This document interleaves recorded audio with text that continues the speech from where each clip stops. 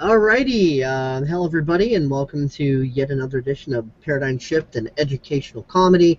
And we have Richard with us, well, Dave Kelso, me, Time Warrior, of course, Richard Hamilton, aka General Tate, and we have Daphne Dugan with us as well. And this episode is titled "Legislation is a Magical Force Shield," which is, of course, sarcasm for things like gun-free zones. Because to quote American politician, U.S. Representative from Maine, and Speaker of the U.S. House of Representatives from 1889 to 1891, Thomas Reed said, "One of the greatest delusions in the world is the hope that the evils in this world are to be cured by legislation." And we've got a lot of this sort of delusional thinking going on these days, and this Google Hangout is a discussion about that, especially in light of the most recent school shooting and stuff. And for the first part, because Daphne's got limited time and Rich actually has a lot to say, I'm actually going to let Daphne and Rich lead this discussion for about 20 minutes or so while I mostly shut up. And that's due to mostly to Daphne's limited time and because Rich has way more to say on this than I do. So take it away, guys. All right, Rich, I'll let you start. Okay. Well, as most people would know, there was a mass shooting yesterday within my state, only about an hour drive from here, in a town called Roseburg, which is on the I-5 corridor. And, 13 people have been confirmed dead, 10 shot dead on the scene, like 7 other people were injured. It's just another mass shooting that's happened here, in the last recent couple of years here in the United States. But essentially, really, to me, it's just, it's another reason why I personally think, gun-free zones are a bad idea, and people not taking responsibility for their own safety is a bad idea. Because number one, and I've said this before and I'll say it again, and this time I'll say it, vocally, but buildings are designed to fire code, and buildings are supposed to have smoke detectors, fire alarms, fire extinguishers. Some buildings are big enough that they have fire hoses, or like if you work out at the airport, you have an AP or a Class A and B fire suppression system that basically what it does is it's this huge fire suppression system that's vented throughout the hangar, and it basically with the flick of a switch, it activates the system, and it basically covers the entire hangar in foam. It completely fills the hangar full of foam. And people design buildings around that with that point in mind, because you're not going to sit around going, oh my God, it's on fire, it's on fire, it's on fire, running around like a chicken with your head cut off, waiting for the fire department to show up and take care of it. Like with fires, when seconds count, the authorities that deal with those tragedies are only, minutes away. And, if you have a fire extinguisher, you can put that thing out in a matter of seconds, as to where, if you didn't have all of that stuff, the building had burned down and you'd lose a whole bunch of stuff. And I don't get what is with people on the gun issue. It's the same type of thing. It's like, well, okay, allow people to conceal carry, allow trained teachers, and it's not hard to get trained how to shoot and reload and use a gun. People who say that it's hard or impossible, they need to analyze what they're talking about, number one, and number two, if they don't know what they're talking about, they shouldn't be saying anything.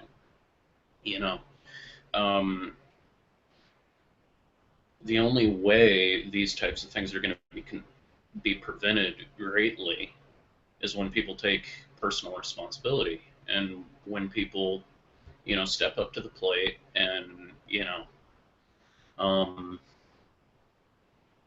realize that their own well-being, their own safety, and the safety of others around them is up to them. It's not up to some guy in a blue uniform that's going to show up 10 minutes later after the damage has been done, 10 people are dead and 7 are injured and 3 in the hospital. you know, and it looks like Daphne dropped off. Um, you know, it's not up to. Yeah, Skype's being retarded. One sec. I'm Okay, trying to get her back. Okay. Continue when she returns.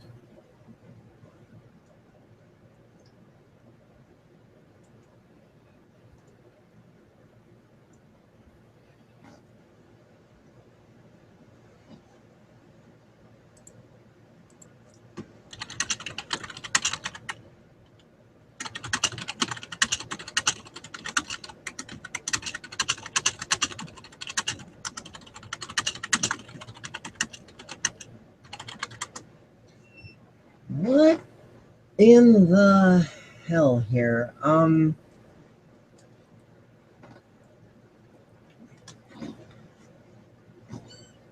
Yeah, this laptop is that I have Skype on. It's being a little bitch for some reason. I'm going to try rebooting it right quick. This is really weird, and this has never happened before. Basically, it's just deciding. Oh, I know I have an internet connection and stuff, but oh, weird. Now this stupid thing. Hold on. Video call ended because the connection was lost. Okay, so now, okay, what the hell got bumped and where and what in the blue fuck here? This is weird. It's like the net connection to both of these laptops just like dropped for no damn reason. Everything is plugged in, connected, all that. Everything working. Obviously, my router and everything is working. Otherwise, I wouldn't, be able to be on this call at all, period.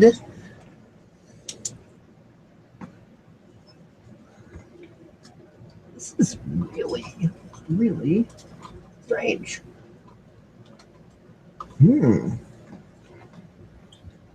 Completely bizarre. I'm just physically checking everything here. Wow, the universe is just being a big freaking troll today.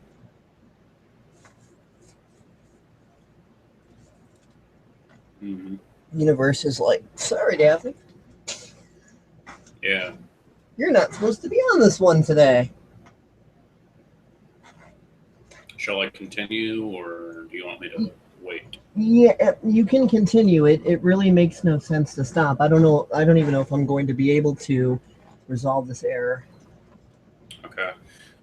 Well, okay, I'll just continue with what I said on Facebook, which I think holds as true as I'm saying right now. Just continue with that. Okay. Let's go there. Okay, I'll just say what I said here. I will continue to remind those who blame tools for acts of evil. You know who you are. I've never heard that we should ban lighters, matches, and fire starting materials because of arsonists. That is what fire extinguishers and fire exits are for. The world is a beautiful place, full of many wonderful and great people, but this does not mean that there still aren't bad and twisted people who will do unimaginable things like we witnessed yesterday. I believe the best thing we can do is take responsibility for ourselves and those we love around us and protect ourselves. We have fire extinguishers and fire exits in buildings for a reason, so you can get out. I mean, you never hear of a school waiting, a school full of people waiting for a fire department to show up to pull burning, people out of a burning building. Most of the time, all the fire department is there to do is to control the outcome of the blaze. Like with fire, handling tragedies counts in seconds, not minutes. All the police do in most instances is do what we saw yesterday: file a report and count the dead bodies. I find it rather foolish that some of us as a society call to ban objects rather than to take personal accountability for their own safety. The world is a dangerous place. There is never any guarantee that every day will just be another day. To me, this is just another example of why we need to take accountability. Okay, you can take a pause, Rich. We're merging things back. Hello, did we get it? Yeah, the universe is being a freaking troll. Well, you did out on that lately. Yeah, it's really weird. So anyway, sorry to inconvenience you, Rich, but could you please start that all over again so that Daphne could hear it, and then we'll proceed forward. Sorry about that. Okay. I'll start over. I will continue to remind those who blame tools for acts of evil. You know who you are. Oh, and by the way, I am referencing the Facebook post because I figured this will get the point across in the best way because I put, everything I was thinking. I was putting everything that I was thinking, onto this, so. Anyway, you know who you are. I've never heard that we should ban lighters, matches, and fire-starting materials because of arsonists. That is what fire extinguishers and fire exits are for. The world is a beautiful place full of many wonderful and great people. That does not mean there still aren't bad, twisted people who will do unimaginable things like we witnessed yesterday. I believe the best thing we can do is take responsibility for ourselves and those we love around us and protect ourselves. Absolutely. Absolutely. We have fire extinguishers and fire exits in buildings for a reason, so you can get out. I mean, you never hear of a school waiting for a fire department to show up and pull people out of the burning building. Most of the time, all the fire department is there to do is control the outcome of the blaze. Like with fire, handling tragedies counts in seconds, not minutes. All the police in most instances do is what we saw yesterday. File a report and count the dead bodies. I find it rather foolish that some of us, as a society, call to ban objects rather than to take personal responsibility for their own safety. The world is a dangerous place. There is never a guarantee that every day will just be another day. To me, this is just another example of why we need to take accountability as individuals to protect ourselves and our families. Because yes, there are some twisted, sick mothers out there. But if I am threatened, I don't want to be cowering on the floor for dear life, waiting for the police to show up with a gun to kill a bad guy with a gun. Overall, I have always found this argument over banning guns laughable. It is like saying we should ban lighters and matches due to arsonists. Like I said, fire extinguishers and fire exits exist for a reason. The only thing that will stop a bad guy with a gun is a good guy with a gun. When seconds count, the police are only minutes away. Instead of saying coulda, woulda, shoulda about yesterday, I'm going to take personal responsibility to protect myself in the future. I encourage those of you around me to do the same. And continuing off of that main post, that's how I personally feel. All these politicians, all of these people like Obama getting on TV yesterday and saying, oh, we need to ban guns, me with the teleprompter, It's like, shut up. Not to mention the hypocrisy of to the people who want to publish the shooter's name all over TV, shut up. You're not helping. I'm not going to repeat the shooter's name. I'm not going to refer to the shooter's name here. The shooter is not going to be mentioned. That's what the shooter was hoping for. That's what those trolls, those sick, disgusting trolls on 4chan are hoping for. What about the Pope? Oh, you're not a Christian if you have guns. Well, I'm surrounded by people with AKs. And then the Pope comes out saying you're not a Christian. Christians, and they're the ones who have all the guns and want all of the guns. Isn't that right? Christians. I'm not going to go into politics just yet. I'm just going to talk about. I'm not going to go into politics. I'm sick and tired of going into the political matter on this. Both sides are both equally. Well, yeah, you're right. Because it has absolutely nothing to do with politics. I'm gonna talk about personal accountability here and defend. My personal thing is defend the laws that you do have. you know, that are already on the books, like the 1993 Brady Handgun Violence Prevention Act.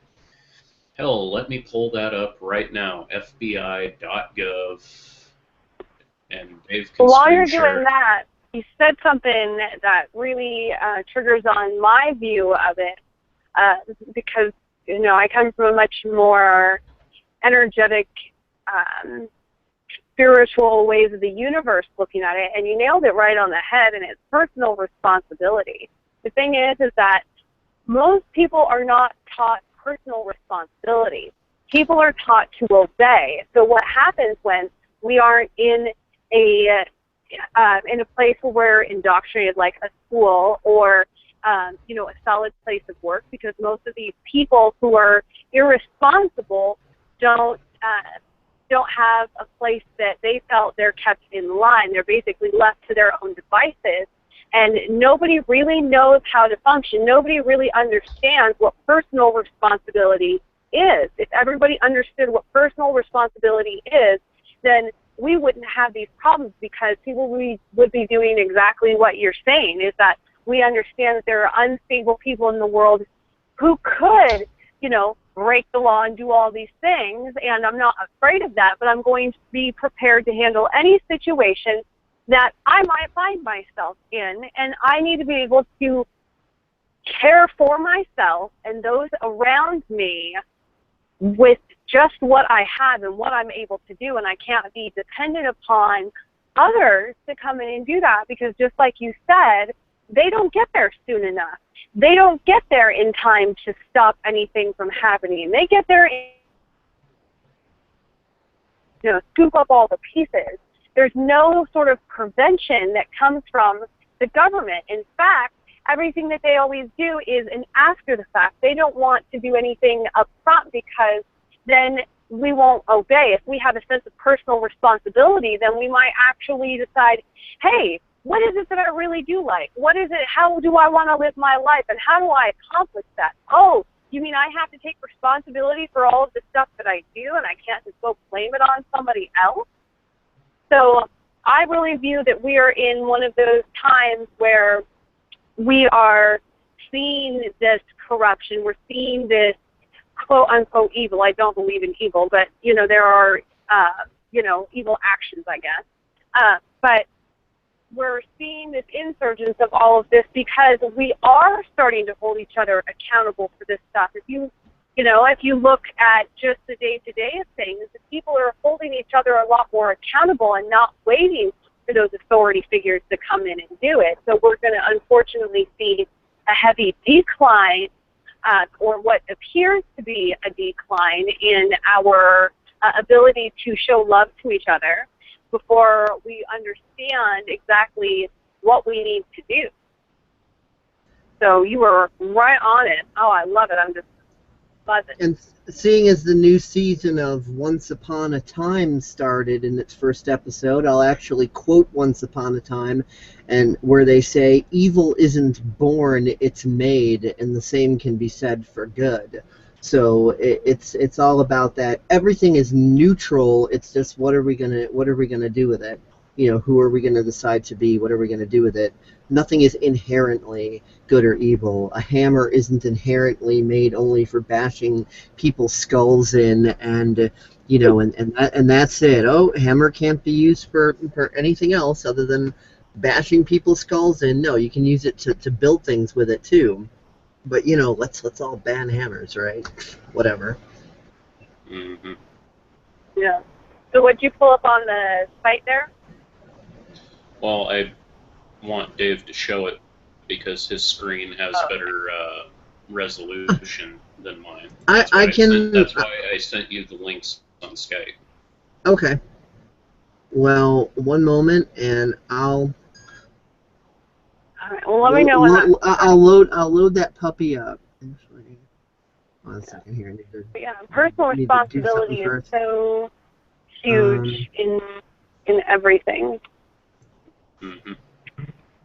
Because if everybody was personally responsible, which one do you want me to load up? The first or the second link?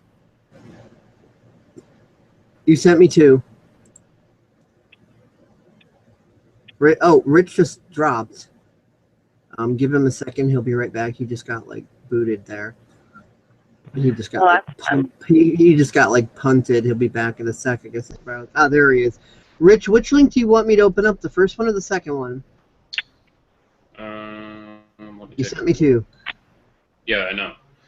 Open up the first one. Okay, hold on. I'm getting there.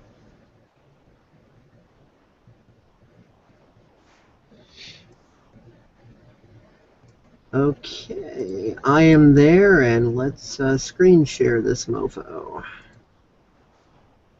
Start screen share. Here's the infinite Google Stargate. And there we go. We are there. That is, for everybody who is looking, the Federal Bureau of Investigation website talking about the National Instant Criminal Background Check System that some people in this country, which seems like a majority, seem to think doesn't exist for whatever reason. People think we need more common sense gun laws. Wait a minute. Those laws have already been passed, so what's with this more common sense stuff? It sounds like gun registration to me. If people would do their research and simply get off their ass and stop listening to what they get told on CNN and all these local news networks, and maybe realize for a minute that there are already laws out there that are already covering these very things that people seem to think, for whatever reason, because they're unwilling to do research, don't exist, maybe they would learn that, you know, these things do exist. Yes, and the other side is that just because the laws exist doesn't mean that they are being followed, and the people that are in the purchase of the gun sales themselves are usually not the ones who are involved in using them maliciously against other humans. Well, yeah. Guns are usually acquired somehow through some. Well, yeah, they either get them through family members, you know, because they stole them, like that one guy at Sandy Hook. He stole his mother's, you know, AR that he never took into the school, by the way. That's another misconception. Well, you know, blast out of their head. He went into that school with 2 pistols. And, you know, he used 2 Glock 9mm pistols. This guy, you know, here at this, you know, Umpqua Community College, he bought like 4 pistols legally, going through the background check system, which I'm going to read out right here. The National Instant Criminal Background Check System, or NCIS, is all about saving lives and protecting people from harm. Now, that's the idea. And real quick, that law, which is already in place, did that the people doing these background checks are actually reading them. Yeah, Rich, quiet a second. She wants to say something. I'm sorry. Real quick. We're assuming that the people who are conducting these background checks are actually using them to determine whether or not to give somebody a gun. Yeah. Well, so anyway, go ahead. Yeah, no, yet again, this is a law that's already on the books. It's already here. You know, we've had it since the early 1990s. We've had it for well over 20 years. You know, it's a system that works, and it only takes about 5 minutes. I've seen this process firsthand. You go to any gun show, you go to any gun shop, you go anywhere, and you want to buy a firearm, you have to go through that system. And if it comes if it red flags and says, you know, for whatever reason, like you have a felony or, you know, criminal conviction of some sort, you can't buy a gun. Sorry. You're shit out of luck. And, you know, what we need to be doing as a society is enforcing the laws that we do have, which, you know, people don't seem to realize that we need to support the laws that already are on the books instead of proposing these new ludicrous laws that are just going into mamby-pamby land, you know, that aren't going to do anything anyway. No, there is no law that's going to prevent things from happening. This guy, like I said, from the news articles I've read, legally went to a gun shop and bought like 4 handguns legally. He had nothing on his record, squeaky clean, and then he went to that school and decided to do what he did. You know, there's no determining what a person's going to do with a gun. You know, it's like stating we need to put more laws on hammers because you can bash somebody's skull in with a hammer. It's like, well, you can build a house and hang picture frames with it too. Exactly. I only have a couple more minutes here, so I'm going to put in my final thoughts on this stuff. And I totally agree with everything that you're saying, because the laws that we have are sufficient. It's not a matter of the amount of laws that we have. It's a matter of people following the laws that are in place. And no matter what we do, when we continue to try to control situations, they will always remain out of control ultimately, because we're starting in the wrong spot. The issue isn't about controlling the guns. The issue isn't enforcing the laws.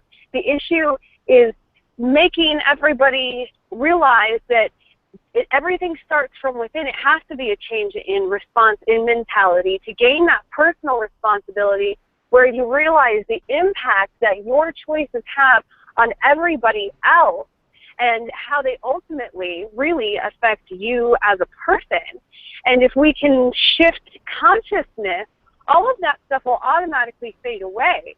We continue to try to fight all of these things, and what we're doing is we're essentially fighting each other.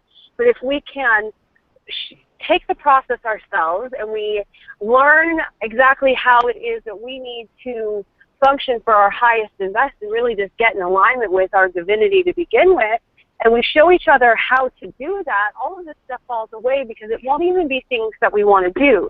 Guns will turn into something that's just for target practice and something that we enjoy doing, and not because we're angry or we're hostile and we want to hurt each other. That all comes from it's just like the war on insert whatever you want in the blank here only creates more of that which you just filled in the blank. Exactly, and it's because these children are not getting what they need while they're children, and then they aren't learning how to deal with what's going on inside of them. So they deal with it the only way that they know how, which is aggression, because they are bottling it up so much. When you bottle up any emotion for a great amount of time, it eventually builds so much pressure, and it just explodes out of you in a manner that is not healthy. And it's so silly to think that the change has to happen from without, because we've been trying to change things without, or on the outside of ourselves for millennia. And that's why we're here where we are. We keep trying to change everything on the outside, and it keeps getting worse and worse and worse. We changed the way that our food comes. We try to make it, and now we're realizing that we've really screwed everything up, and now we're going back to how things make us feel, how they affect us on the inside. So if we can just be the change, it shows everybody and allows everybody to also do that. Just like when you get mad, it gives whoever you're mad at, whoever you're directing your anger at, the right to respond in that same manner. But when you approach somebody from a place of love, you also give them that right to respond. And the thing is, we're too busy trying to fight each other and make everybody else see our way, that we are totally forgetting that we're supposed to be honoring ourselves and each other. Because if we did all of that, anything that we didn't like, we just walk away from. And really, if we were totally in alignment where we all want to be, our souls are craving it, is that we wouldn't even come across those people who would make us feel that way without knowing that they are in our reality to help us grow. But we aren't to that place yet. We are still learning about personal responsibility, and that means, just being honest. By walking away from, I don't think Daphne means ignoring the cockroaches in the walls. I think she just means walking away from those arrogant justification paradigms where we're shaking our fist and we want to make everybody else the bad guy, instead of realizing, just because someone else is driving drunk doesn't mean I need to get pissed off and drive drunk just because they are. It's hypocrisy that we're taught to be totally hypocritical. Exactly. Like when we see something that we don't like, we then become that and do it back and say, well, I didn't like it that you did that to me, so I'm going to just sit here and be a big hypocrite and do that same thing, instead of actually doing what I actually think is right. I'm just going to get all butthurt and go into a rage like a toddler and do the exact same thing the other person's doing and make myself grade A hypocrite. Exactly. That was a perfect summary. And I do need to get going, so I appreciate my involvement and allowing me to be here, and I can't wait to hear how the rest of this goes. Alrighty. Do you want us to call you back in a little bit, or are you AFK for the night? I'm done for the night because it's Friday and everybody's home. So. Okay. All right. All right, guys. Because if it was only going to be for like an hour or something, we could call you back in an hour. But if you're done for the night, then you're done for the night. Yep. Yep. Yeah. All right, guys. I will talk to you later. Yep. Love you. Appreciate you. Thank you for participating. Bye. And see ya. All right. Bye. Later. See ya. So anyway, I guess you can continue reading from this page. I've got that back into view. Yeah. Anyway, as I was saying, instead of pushing all these new laws, that would just give politicians an advantage and just take people's guns away and, do toddleristic type moves which solve nothing but make things worse, take responsibility, stop, crying like little children and saying, the universe gave me a boo-boo, I need to be babysat some more. It's like, no.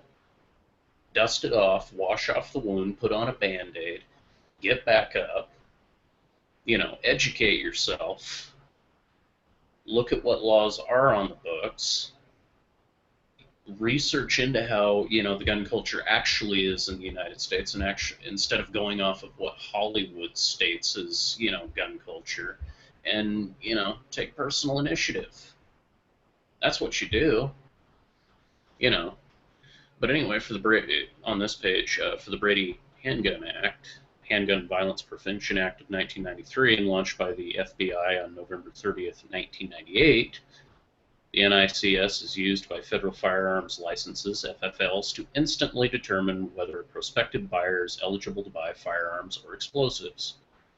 Before ringing up the sales, cashiers call in and check to the FBI or other designated agencies to ensure that each customer does not have a criminal record or isn't otherwise ineligible to make a purchase. More than 100 million such checks have been made in the last decade, including more than 700,000 denials. That's 700,000 people that were turned down because they weren't eligible for whatever reason. Now I have read the actual rules in there. Now they say, being dishonorably discharged from the military disqualifies you from buying a firearm. I personally think that's bullshit. I think that's dumb. I don't think somebody ought to have their constitutional rights stripped because they got kicked out of the military for whatever reason. That's bullshit. But the rest of it's totally legit. It's totally understandable. But anyway, yeah, that's essentially what the National Instant Criminal Background Check system is. It already exists. People act like it doesn't exist. I remember when the Sandy Hook thing happened, I had one of my teachers and I got into a little discussion on that because Obama was talking about, more common sense safety stuff for firearms which already exist, and she's like, oh, well, you're just being this or that, or you're being racist or whatever.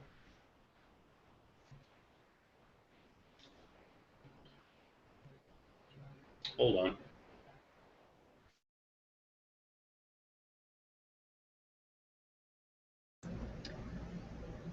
Okay. I guess Rich has to take a pause here for a moment, and he'll be right back with us. But yeah, I'm totally in agreement with what Rich has said here, and I've been kind of seeing some funny Facebook images in regards to this sort of thing. Rich shared this on his Facebook page, and it was attached to his original rant that he posted.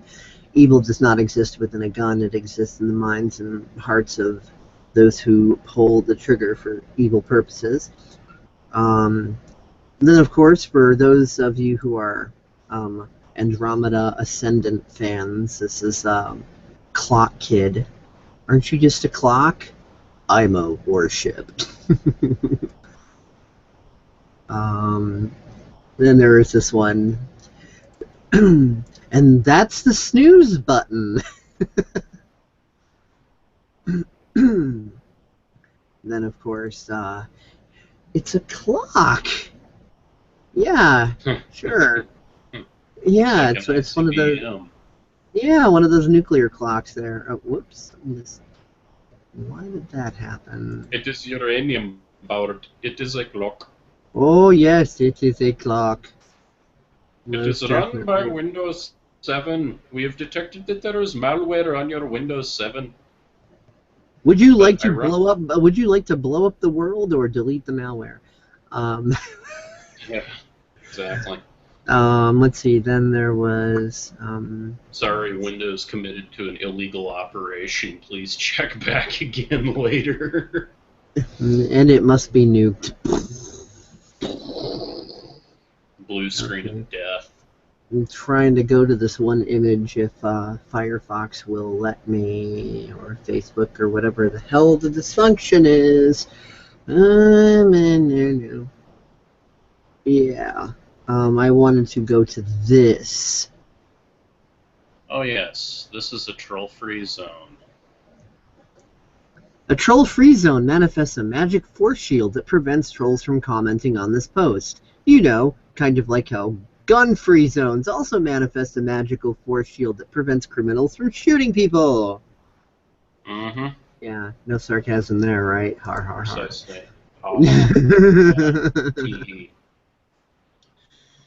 Anyway, now that Rich is back, I guess he can continue and I can mute again. Yeah, go to the other one, the other link, secondary one. It was in Skype.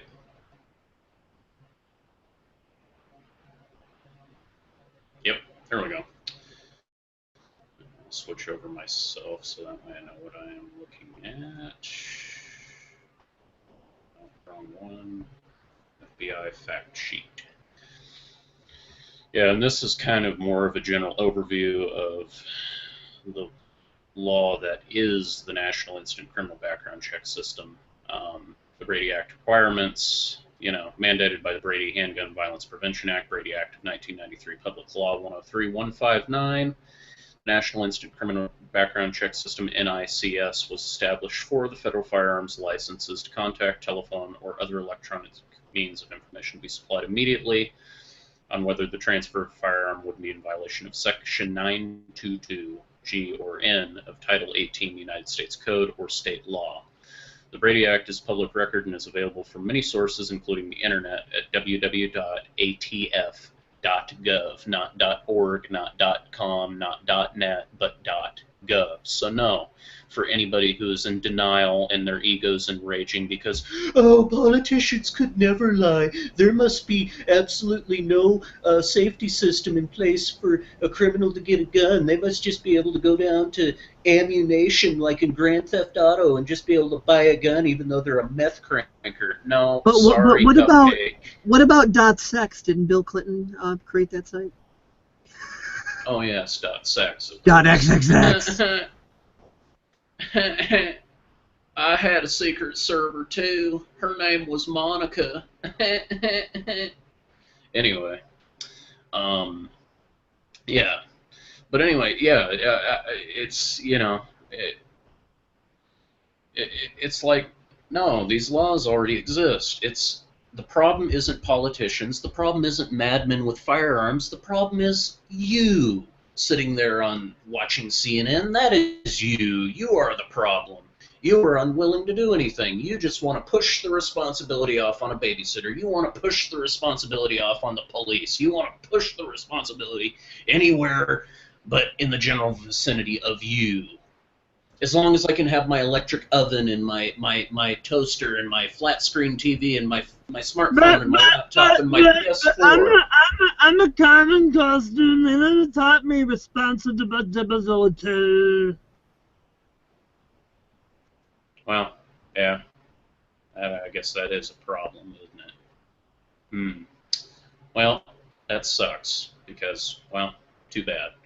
I mean, it's just, it's ridiculous. It's ridiculous. The level of ignorance with people over and over again is ridiculous. We're going down this rabbit hole again. This is like, I've lost count now. How many times we've gone down this rabbit hole?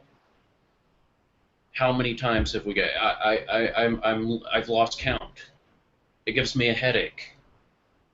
It makes me want to take a shot of really fine scotch on the rocks until I can't think anymore because it's so annoying. The level of stupidity and ignorance and unwillingness to look. The stuff is not hard to access. It's available. You can go online, you can read it. It's there. It's like the United States Constitution and the Federalist Papers. I'd suggest reading it sometime. It's not hard. It's not impossible. It's not some magical thing that only politicians are allowed to read. You can read it too.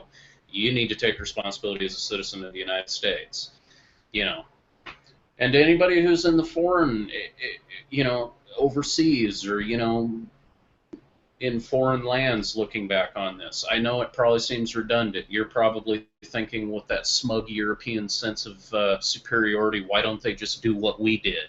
Well, sorry to tell it to you, Buttercup, but, you know, your little tightly regulated small country is a totally different animal compared to some giant, massive continent full of 300 million people. How the hell are you gonna do anything to you know, manage that? You can't. There's no way. It's not possible. The horse is out of the barn. There are so many firearms in this country that you could literally arm every man, woman, and child probably times 10.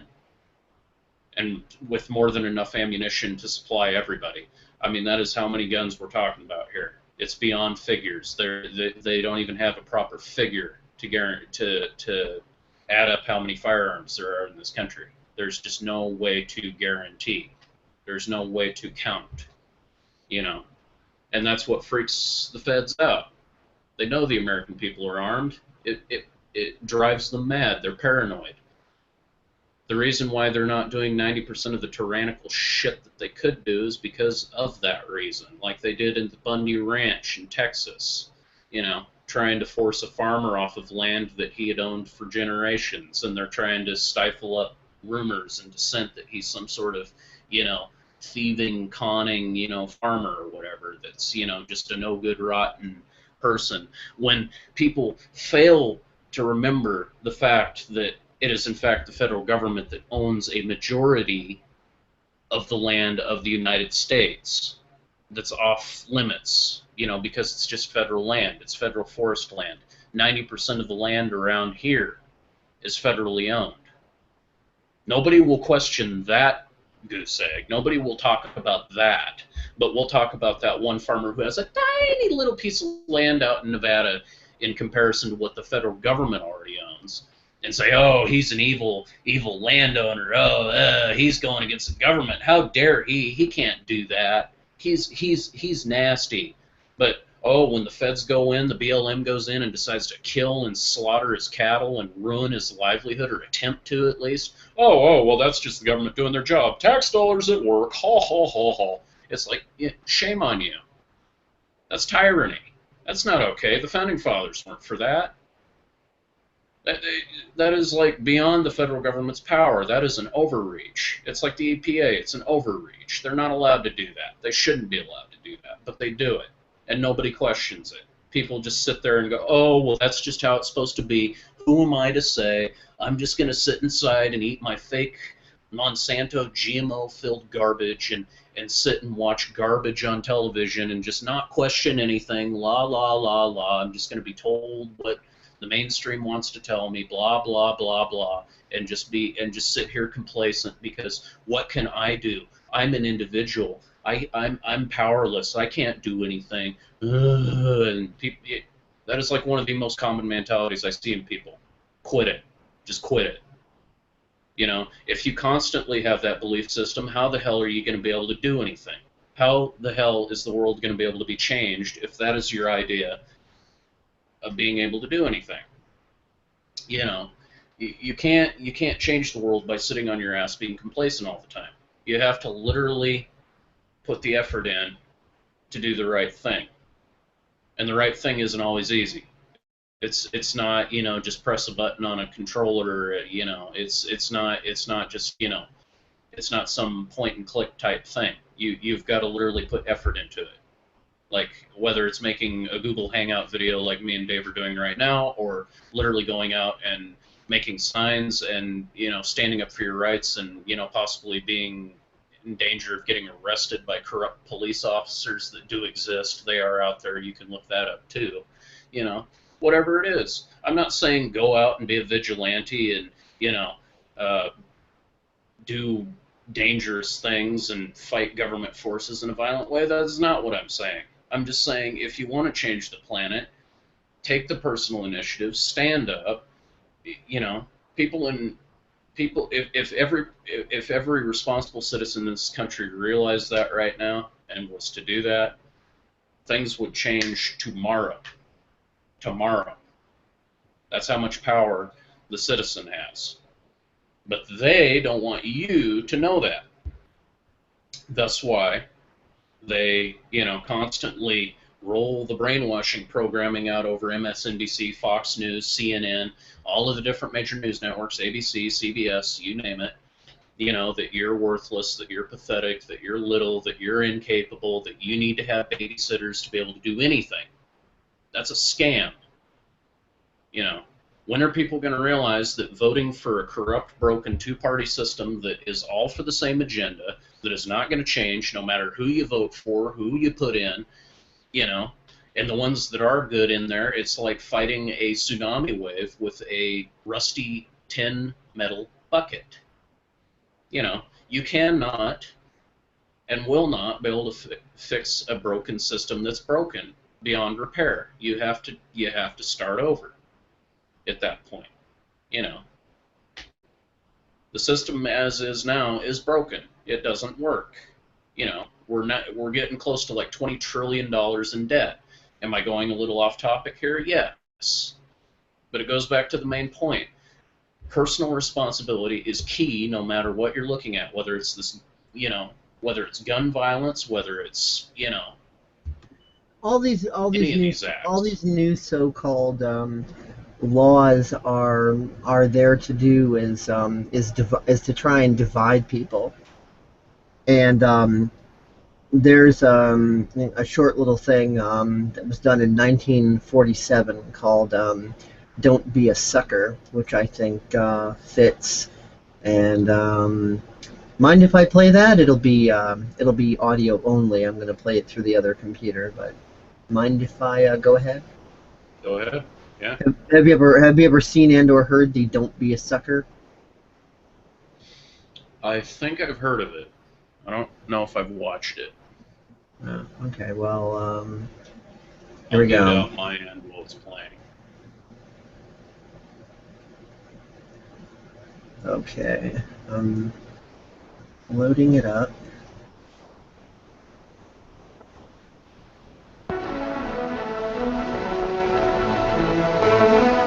Henry here got on the train with $200. He couldn't see any harm in a friendly game of cards.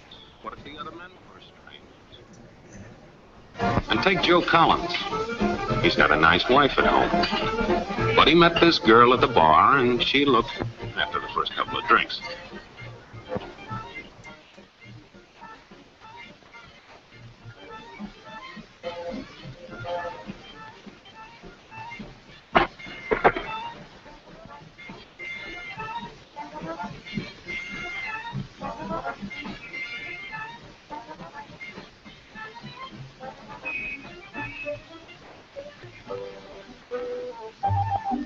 There's a good old-fashioned word for people like us. We call them suckers. And there are other people who stay up nights figuring out how to take away what they've got. There are all kinds of games. Mike here, for instance. He's got everything in him. He's young, he's healthy, got a job. And he's got plenty of food. Big factories to make things a man can use. Big cities to do the business of a big company. And people. Lots of people. Enough to work the farm and build the factories, dig the mines, run the business. All kinds of people. People from different countries with different religions, different colored skins. Free people. They can live together and work together and build America together because they're free. Free to vote, to say what they please, go to their own churches, to pick their own jobs. Yeah, Mike's got something, all right. He's got America. But there are guys who stay up nights figuring out how to take that away from you. I happen to know the facts. Now, friends, I'm just an average American. But I'm an American. And some of the things I see in this country of ours make my blood boil. I see people with foreign money. I see Negroes holding jobs that belong to me and you. Now I ask you, if we allow this thing to go on, what's going to become of us real Americans? I've heard this kind of talk before, but I never expected to hear it in America. This fellow seems to know what he's talking about. What are we real Americans going to do about it? You'll find it right here in this little pamphlet. The truth about Negroes and foreigners. The truth about the Catholic Church. Do you believe in that kind of talk? I don't know, makes pretty good sense to me. And I tell you, friends, we'll never be able to call this country our own until it's a country without. Without what? Yeah, without what? Without Negroes. Without alien foreigners. Without Catholics. Without Freemasons. You know these things. What's wrong with the Masons? I'm a Mason. Hey, that fellow's talking about me. And that makes a difference, doesn't it? These are your enemies. These are the people who are trying to take over our country. Now you know them. You know what they stand for. And it's up to you and me to fight them. Fight them and destroy them before they destroy us. Thank you.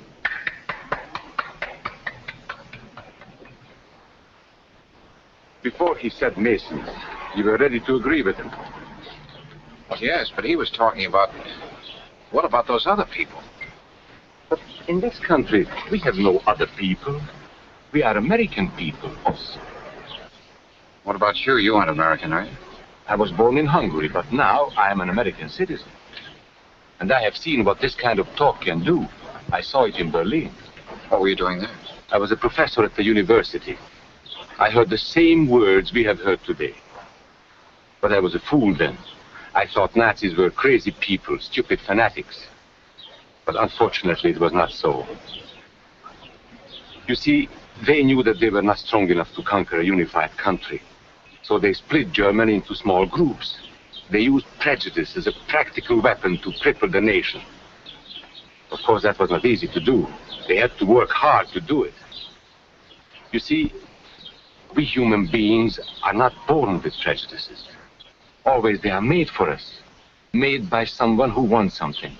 Remember that when you hear this kind of talk. Somebody is going to get something out of it. And it isn't going to be you. This is not classroom theory.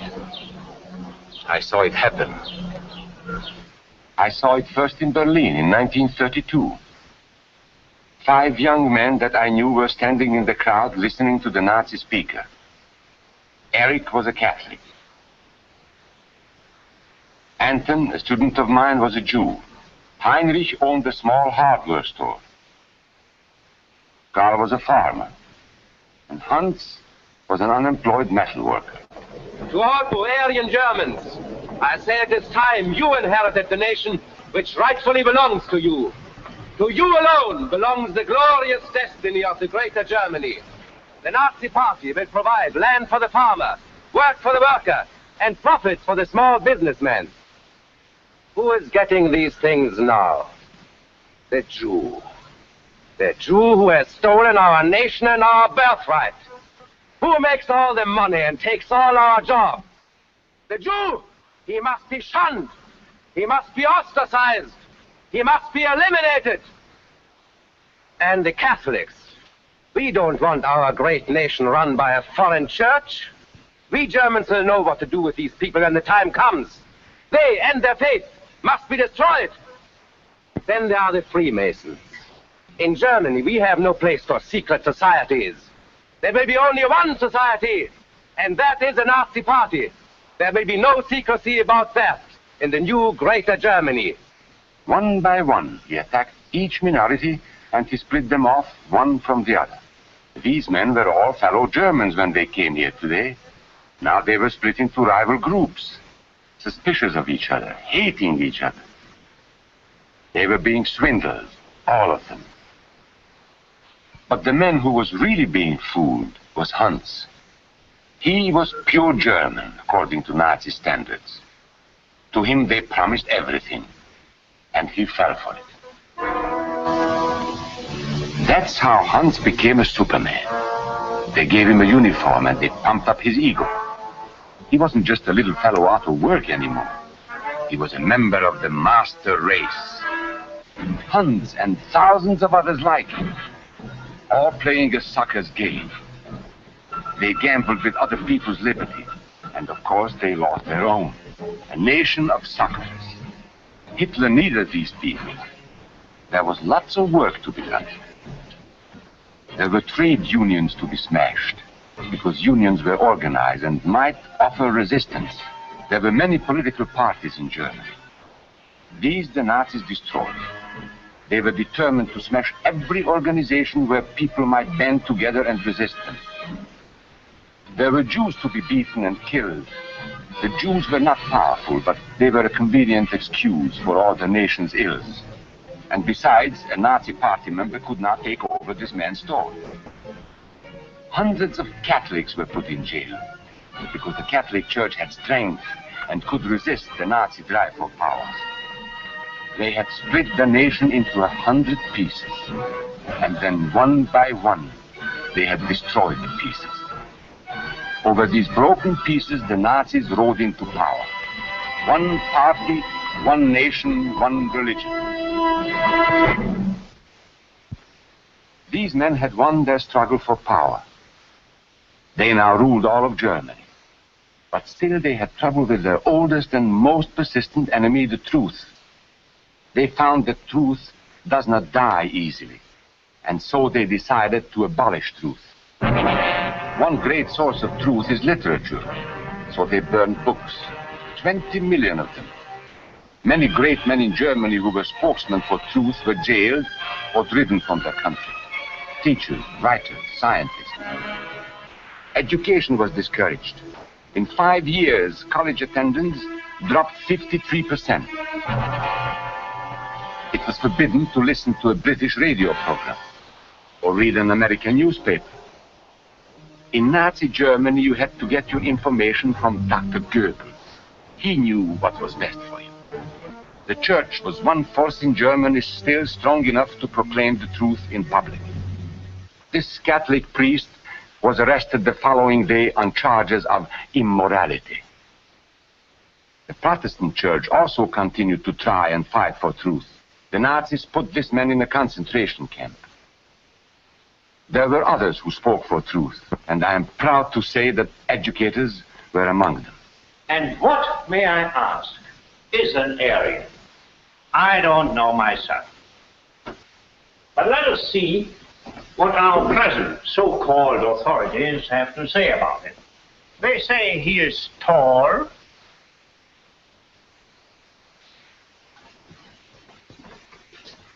slender,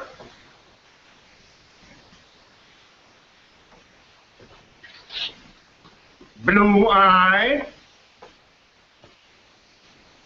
and blonde.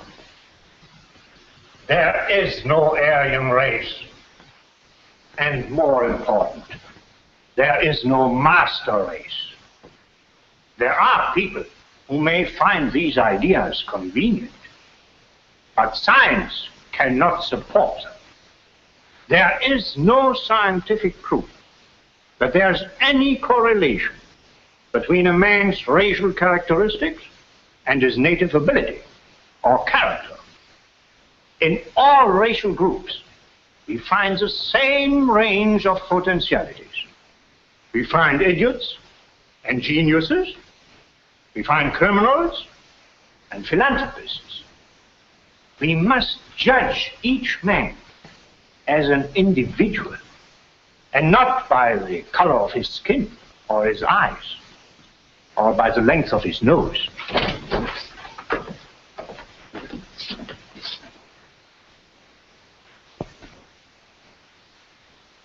Come in, gentlemen. It's comfortable.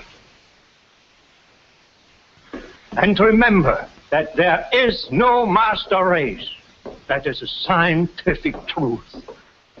Anyone who tells you otherwise is lying.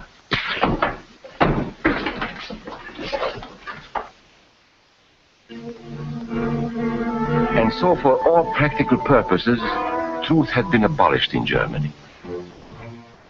A lot of my German friends wondered what had hit them. How did it happen? Where did it start? It started right here. And this was where it could have been stopped. If those people had stood together, if they had protected each other, they could have resisted the Nazi threat.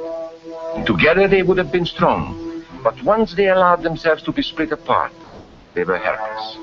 When that first minority lost out, everybody lost out. They made the mistake of gambling with other people's freedom. Now let's see how those bets paid off. Karl the farmer was gambling on a better life for himself.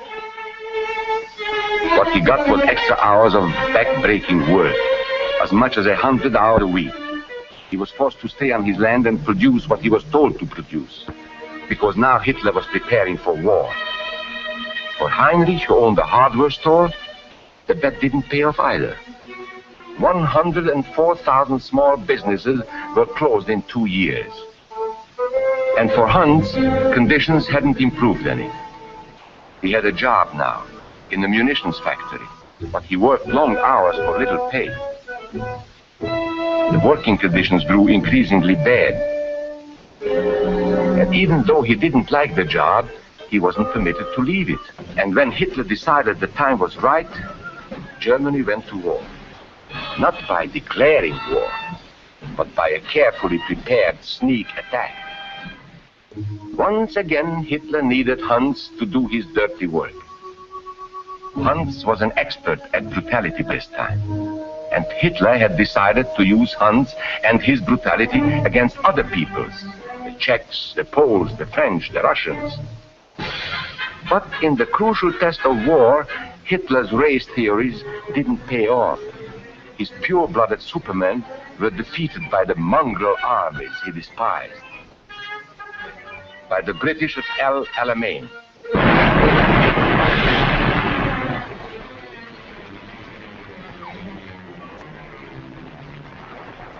By the Russians at Stalingrad.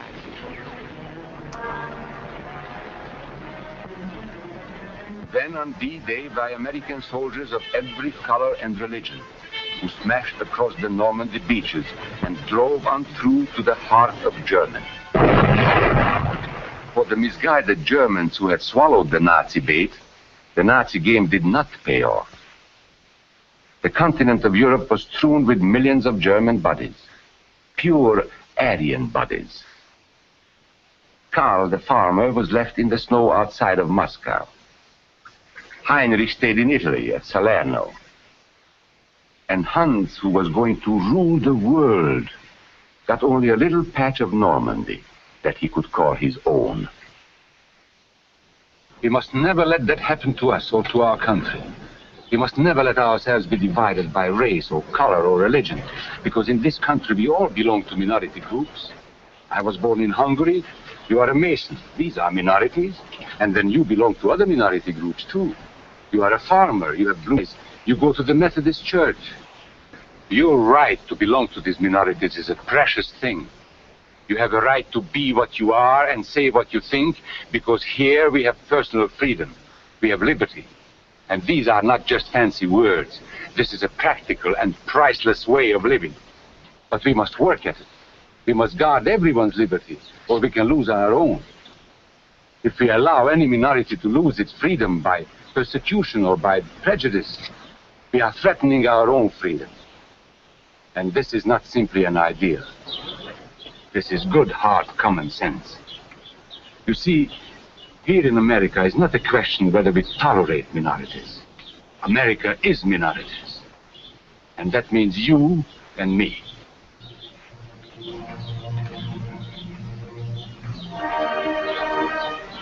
So let's not be suckers. We must not allow the freedom or dignity of any man to be threatened by any act or word. Let's be selfish about it. Let's forget about we and they. Let's think about us.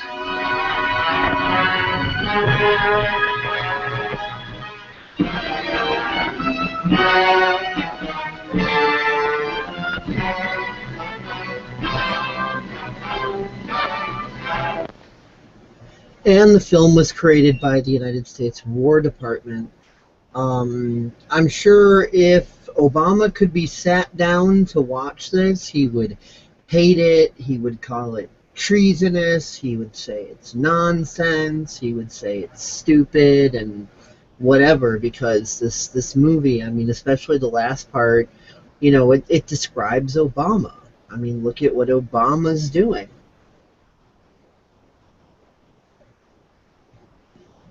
Yeah, exactly.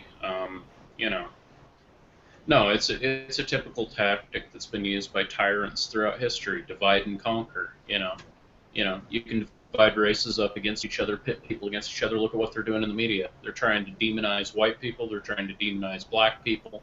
They're using blacks to push their own arrogance across, television waves, saying, "Oh, black it can't be racist. Only white it can be racist.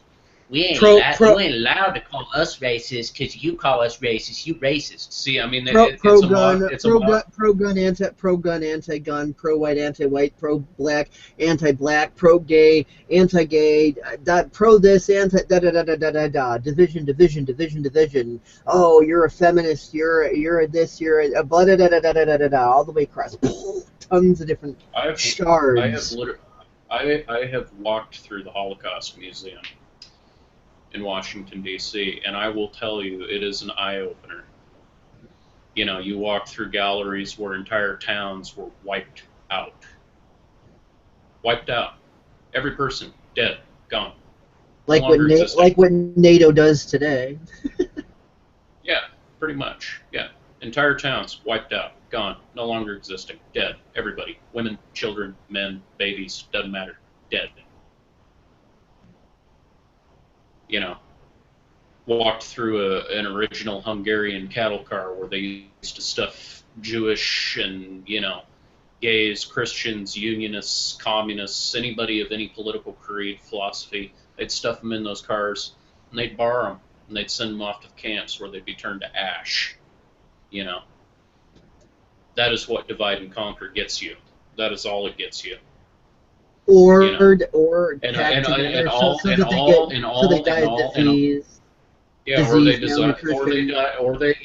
die of a million other causes. But that's not the point. What it gets you is nothing. It destroys. Not only does it destroy your nation, you destroy everything that you quote unquote stood for is a truthful ideal. Mm-hmm. That's all that gets you. It sends you down to the road of death and destruction. That's all it does. The last World War that was started by many different sources, Nazi extremism, Imperial Japanese extremism, that war cost over 55 million people, and the road that people are choosing right now, and thank God people are awakening to it, people are speaking out against it, I ain't the only one, but the road that people are choosing, even if subconsciously, is that road. And that road is not a road you want to go down. Because the German people, the reason why Hitler got power, and the reason Hitler took power, was because the German people were so complacent and so lazy that they did nothing. They did absolutely nothing. They would not stand up. They would not say what needed to be said. They just stood there and they took it. you know. And trust me, as a man who's looked at history and really thoroughly read through history, you don't want to go down that path. You don't want to go there. And I wouldn't be the only one, you know, that would say that. There have been people that have historical degrees who have said the same thing. You don't want to go down that path. Don't go down that path. You know, you let it, if you give up your freedom for a little bit of security, you deserve neither. Benjamin Franklin. If we were to give away our guns, you know, to some government saying, oh yes, we'll protect you, you know, you don't deserve freedom. You don't even deserve to live in that case. You deserve what you have coming, you know? For those, you know, politically correct smug fuckers, I'd like to play the despotism clip from 1946 that outlines exactly why all this smug censorship, left-wing, right-wing, this, that, politically correct bullshit can only send a country into tyranny. I'd like to put this out there, if I may, for a moment. Go ahead. Go ahead. Here we go. Oh, whoops. One day I woke up and bang. Oh, hold on. There's a advertisement at the beginning. Let me mute that so that the advertising doesn't, you know, get a third-party match on this video. It's here we go. Skipping, and here we are.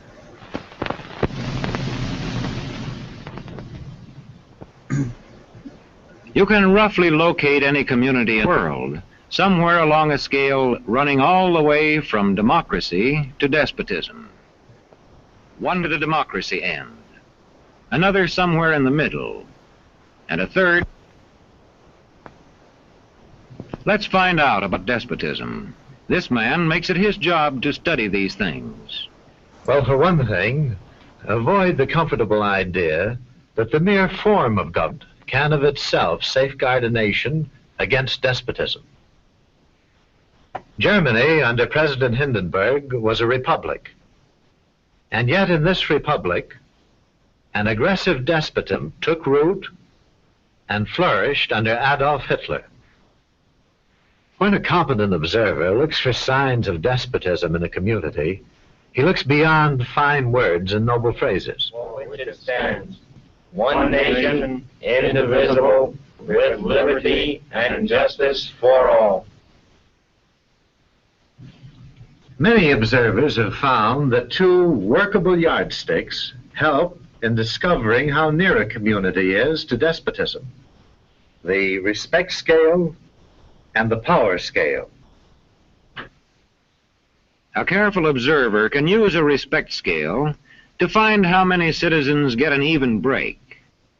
As a community moves towards despotism, respect is restricted to fewer people. A community is low on a respect scale if common courtesy is withheld from large groups of people on account of their political attitudes. If people are rude to others because they think their wealth and position gives them that right, or because they don't like a man's race or his religion.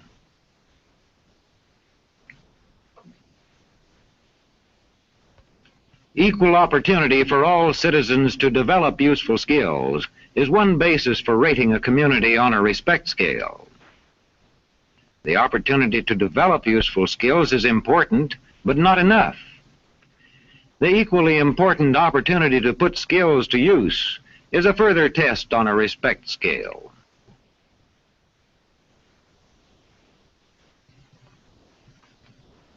A power scale is another important yardstick of despotism. It gauges the citizens' share in making the community's decisions. Communities which concentrate decision-making in a few hands rate low on a power scale and are moving towards despotism. Like France under the Bourbon kings, one of whom said, "The state, I am the state." Today, democracy can ebb away in communities whose citizens allow power to become concentrated in the hands of bosses. What I say goes, see? I'm the law around here. The test of despotic power is that it can disregard the will of the people. It rules without the consent of the governed. Look beyond the legal formalities of an election in measuring a community on the power scale to see if the ballot is really free. If the citizens can vote only the way they're told, a community approaches despotism. When legislatures become ceremonial assemblies only and have no real control over lawmaking, their community rates low on a power scale.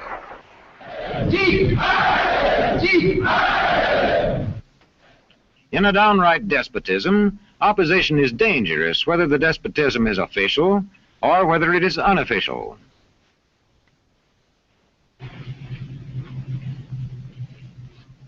The spread of respect and power in a community is influenced by certain conditions, which many observers measure by means of the economic distribution and information scales. If a community's economic distribution becomes slanted, its middle-income groups grow smaller, and despotism stands a better chance to gain a foothold. Where land is privately owned, one sign of a poorly balanced economy is the concentration of land ownership in the hands of a very small number of people. When farmers lose their farms, they lose their independence. This one can stay on, but not as his own boss anymore. To the extent that this condition exists throughout a nation, the likelihood of despotism is increased. In communities which depend almost entirely on a single industry, such as a factory or mine, maintaining economic balance is a challenging problem.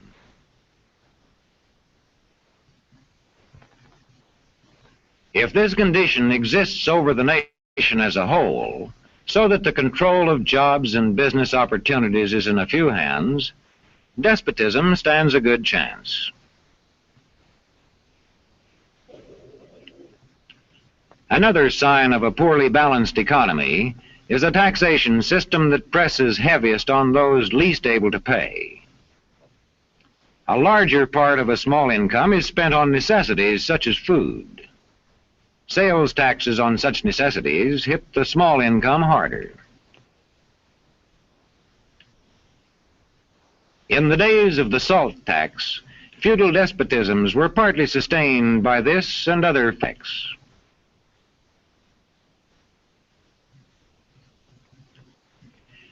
A community rates low on an information scale when the press, radio, and other channels of communication are controlled by only a few people, and when citizens have to accept what they are told. In communities of this kind, despotism stands a good chance. See how a community trains its teachers. Bear this in mind. Young people cannot be trusted to form their own opinions. This business about open-mindedness is nonsense. It's a waste of time trying to teach students to think for themselves. It's our job to tell them.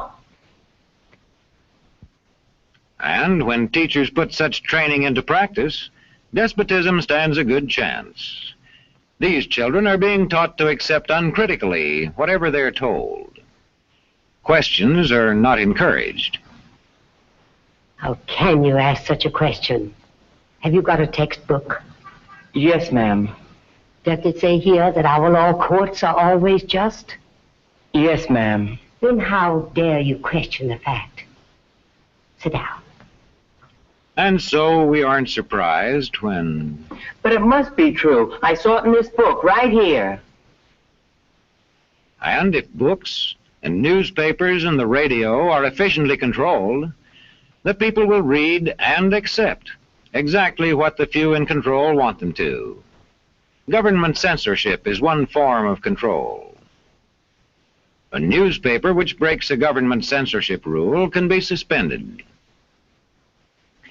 It is also possible for newspapers and other forms of communication to be controlled by private interests. I thought I told you to kill that story. It'll cost us a lot of advertising. If that story goes out, I quit. All right.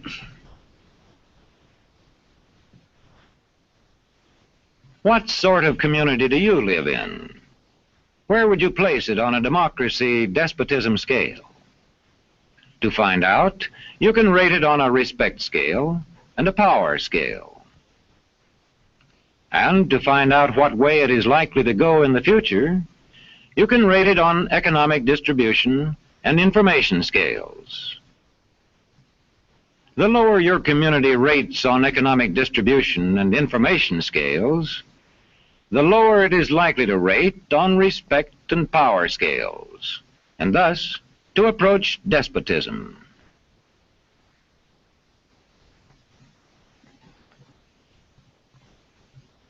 What happens in a single community is the problem of its own citizens. But it is also the problem of us all, because as communities go, so goes the nation.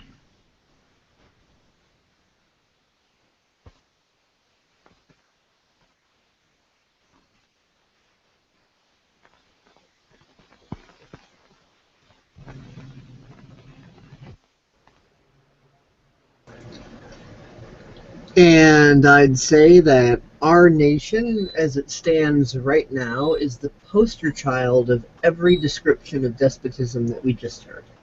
Mm-hmm. Well, yeah, we've lost our respect for, ideas that are contrary to the mainstream belief. You post something, that's against what politicians are pushing for. People chastise you, people criticize you, people unfriend you on Facebook, people get butthurt, people they tell you, what's the matter with you? You're not allowed to think that way. How dare you say that the president is da da da da da da da. You're a racist. Yeah, you're a racist. You're a hater. You're a bigot. You're this. You're that. You're the other thing. Well, to anybody who's watching this, who's thinking that right now, if they happen to be, if they can even stand listening to our opinion, you're the bigot. You're the hater. So if you don't want to have sex with an 800-pound land whale that makes Jabba the Hutt look skinny, you are racist and sexist. Yeah, and you're a fat shamer. Yeah. Uh-huh. How dare you? I would propose to take those people that are like that and just take them to the worst third world shithole country possible and go, okay, you can live here because this is your mentality. This is where you belong.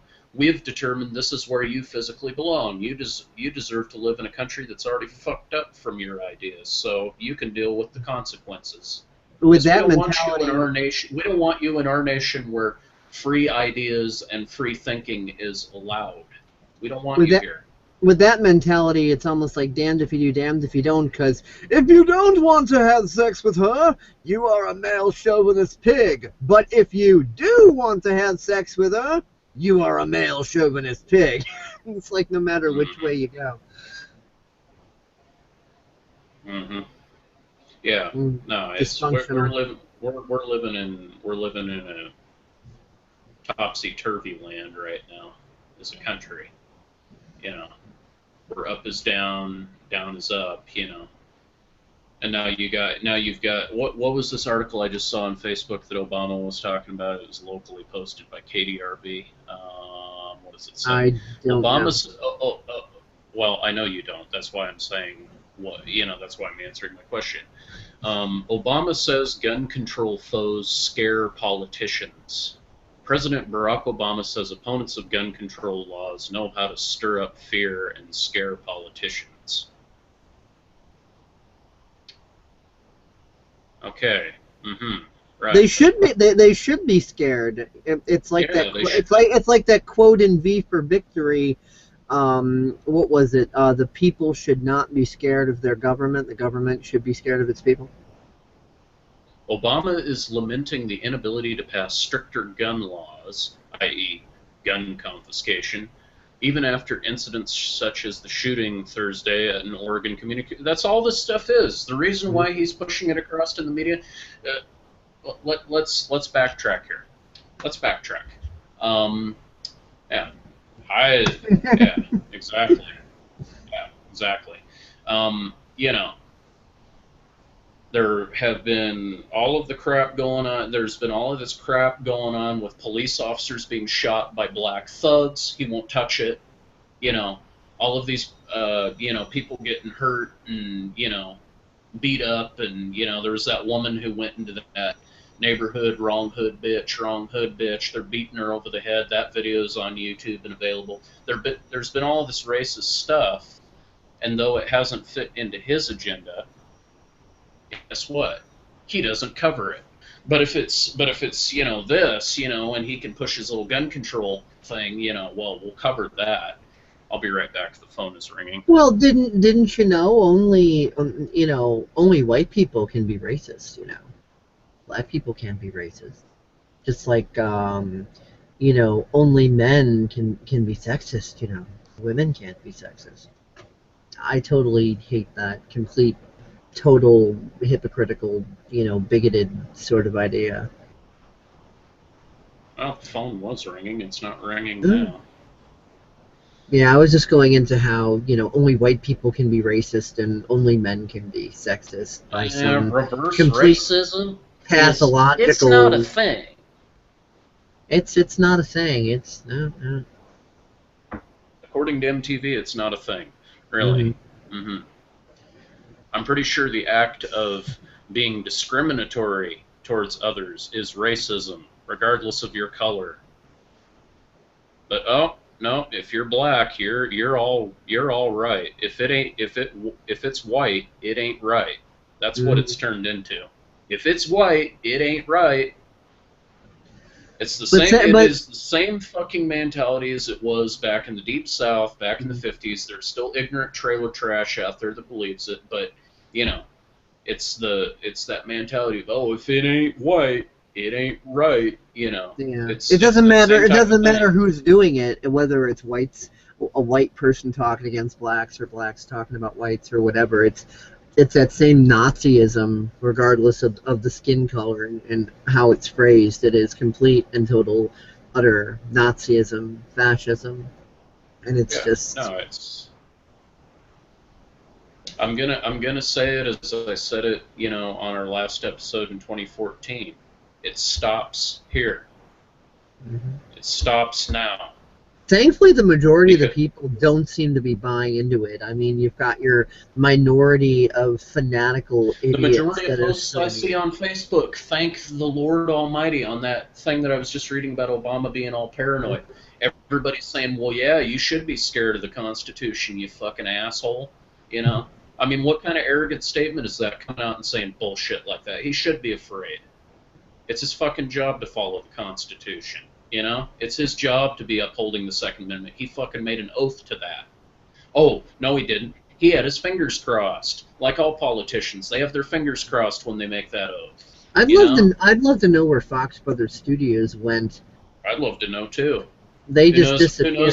Who knows? Maybe they got the Obama dildo missile up the ass. Oh, Obama's got a right man. I got 2 words for you. Predator drones. You'll never see him coming. Oh, you think I'm joking?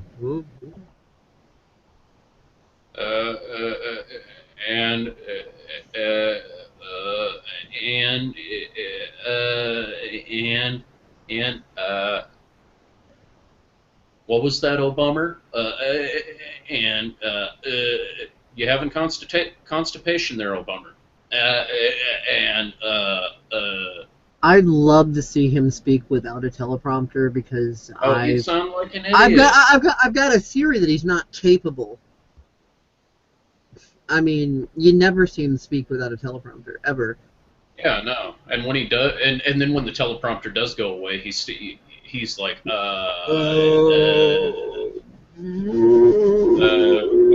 have to speak for myself. Oh. I smoked too much dope in school. I'm incapable of thinking for myself. Oh. Could someone speak for me, please? You know, it's Biden, ridiculous. Biden, I need your help. Get up here, please. Write it in crayon on a piece of paper and hold it up so I know what to say. Mm-hmm. Yeah. It's absolutely ridiculous, you know? Mm-hmm. It's incredible to me. Well, then when that one major in the military challenged Obama and said, I don't like what you're doing, Obama's just like, oh, shame on you. You should know better than to say that. And it's like, okay, whatever. Yeah, no, I'm not afraid to call out the president. He's so full of shit. It's not even funny, you know. And same with any politician. You know, anybody who's got this agenda, whatever it may be, whether it's extreme right or extreme left or wherever. Two wings, you know, I'm not afraid one to call bird. it out. Two wings, one bird. Stone Cold versus The Rock. Yeah. That's all politics is. Show business for ugly people. That's it. Yeah. Yeah, exactly. Do we have anything else to say on these topics, or have we pretty much covered the gamut, or what? I'd say I mean, really, you know, yeah, you can't ban objects. I don't think you should ban any firearm of any kind whatsoever. There's no need to. You know, it's unconstitutional, number one. You know, those are kind of the main key points that I feel that. Because I've got nothing else to say that I haven't said 1,000 times. Going down this rabbit hole, we'll speak on it again because I'm not going to shut up. I'm not going to be quiet. I'm going to keep pushing these points down. You know. I'm just saying for this particular episode I can't. Yeah, I think we've pretty much said everything that needs to be said. For the moment. For the moment. We can update later to part 2 or part 3, but or just a completely different hangout. Or a completely different hangout, whatever. One thing that I think we ought to do is put the links to those 2 FBI sites in the description, so that way people can check it for themselves and be able to see it. Yeah, I could toss that in a journal. Yeah, but you know, other than that, anyway, yeah, I think we've covered everything that needs to be covered here. We've made our point. Yep.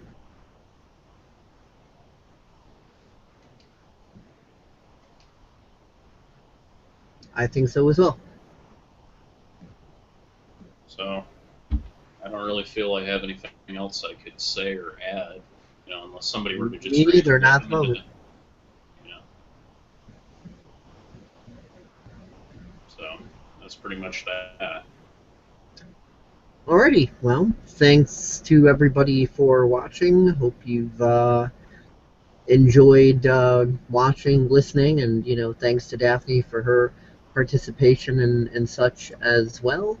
And see y'all next time.